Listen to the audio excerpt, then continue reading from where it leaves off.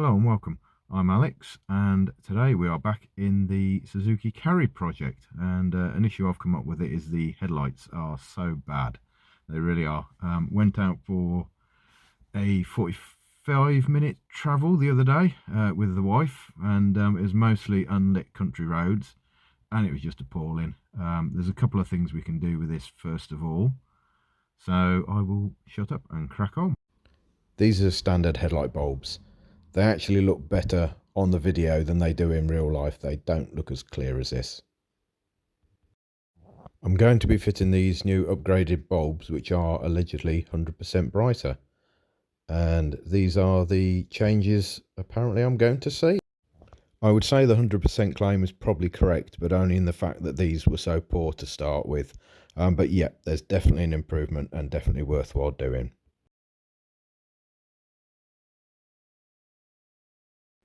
The next upgrade I'll be putting on the Carry will be these spotlights. I have tested them for continuity, so it looks like the bulbs work.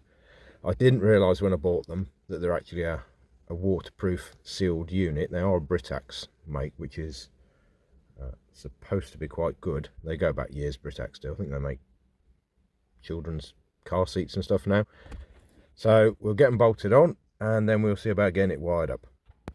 I've connected both live wires up to one single one, and both earth or grounds also to a single one. That I will find a suitable place on the bodywork or the chassis somewhere and keep that quite short. I've run a direct feed from the battery via a fuse. That goes underneath and will connect into the relay as well on the fixed point. Going to be a case of now sapping into the high beam feed. So what I'm doing there is I've split the wires and then I'm just going to run an additional bit of wire cable straight to the relay in the designated terminal. So I'll show you what happens then. I came across a little problem once I'd sorted the wiring out for the spotlights on high beam. As soon as the power was put back to the battery, the solenoid clicked in. Couldn't work out why. Double checked, triple checked the wiring, everything was as it should be. Tried 3 different relays as well, again no difference. So what I did was test, this is with the ignition turned off. As you can see, we're getting, that's not very good earth, we're getting a reading of voltage straight through, even though the lights aren't on. Not sure why this is happening. It basically meant every time that the power was put on via the battery, the relay would automatically click in and the lights would go on. That then left me with a bit of a problem really, because I can't have the lights on all the time. Oddly enough, when the ignition was turned on, side lights were on, the spotlights were on obviously as well.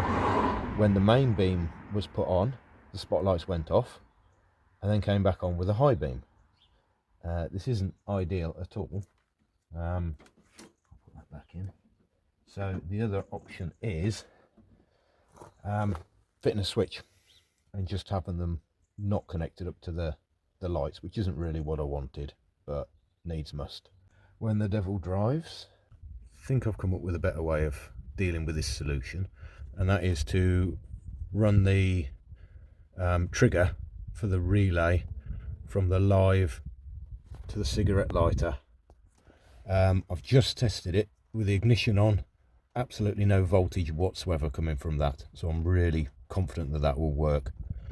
The main reason is that I don't want to leave the lights on accidentally, whereas this, the power will be directly from the ignition, so once the ignition's turned off, that'll be it.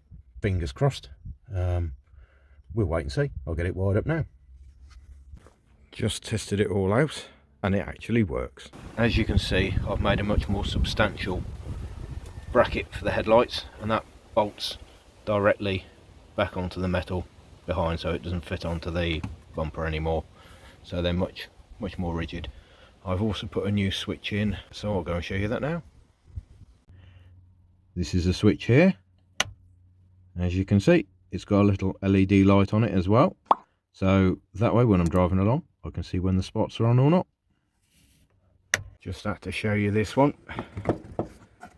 It's missing one.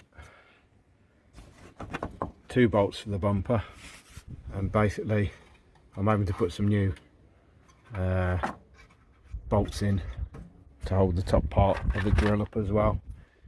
Can't believe how many missing bolts and fixings it's had.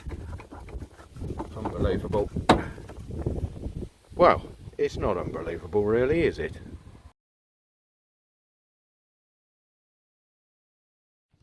As the auxiliary lights can't be connected up to the high beam, in the UK they'll then have to be classified as a fog light, but that's not the end of the world. Thanks for watching, and I'll catch you on the next one.